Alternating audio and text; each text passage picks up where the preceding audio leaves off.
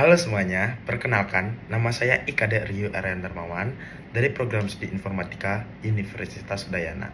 Nah, di sini saya akan membahas terkait the routing between networks. Apa sih tujuan kita membahas hal ini?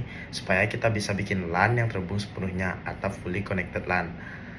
Nah, di sini berkaitan dengan mata kuliah komunikasi data dan jaringan komputer. Langsung aja kita bahas topik yang pertama. Nah, di topik pertama ini ada the need for routing. Pertama, kenapa sih kita butuh routing? Bayangin aja guys, kalau jaringan itu kayak lingkungan rumah. Di setiap lingkungannya itu ada banyak rumah alias perangkat yang bisa saling berkomunikasi lewat jalan di dalam lingkungan itu. Tapi, gimana sih kalau kita mau kirim pesan ke lingkungan lain? Nah, disinilah router berperan. Router itu seperti jembatan antar lingkungan yang memungkinkan data berpindah dari satu jaringan ke jaringan yang lain. Tanpa routing ini, komunikasi cuma bisa terjadi dalam satu jaringan saja. Jadi, routing akan membantu menentukan jalan terbaik supaya data bisa sampai ke tujuan. Sama seperti GPS yang ngarahin kita ke tempat yang kita mau tuju.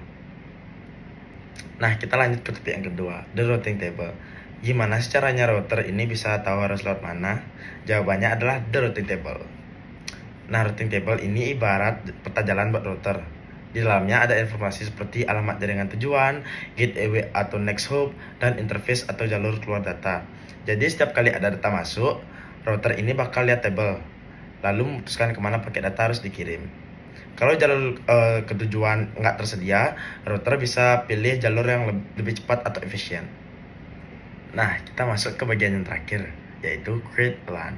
LAN atau Local Area Network adalah jaringan lokal yang menghubungkan beberapa perangkat di area terbatas seperti rumah, kantor, atau sekolah. Nah, untuk membangun LAN yang terhubung sepenuhnya, kita butuh 3 hal utama, yaitu router atau switch untuk menghubungkan perangkat, yang kedua kabel jaringan atau koneksi WiFi, dan yang ketiga tentu saja IP address unik untuk setiap perangkat, supaya semuanya bisa saling mengenali. Kalau semua perangkat udah bisa berbagi file, printer, dan internet, berarti LAN kamu udah fully connected. Nah, jadi kesimpulannya, routing itu penting buat menghubungkan jaringan yang berbeda.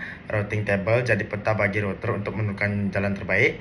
Dan dengan konsep LAN, semua perangkat bisa terhubung dalam satu sistem yang efisien dan stabil. Nah, itulah dasar dari routing between networks, langkah awal buat memahami cara kerja jaringan yang lebih luas lagi, seperti internet yang kita pakai setiap hari. Nah, segitu saja penjelasan dari saya. Terima kasih sudah menonton video ini sampai terakhir. Bye-bye.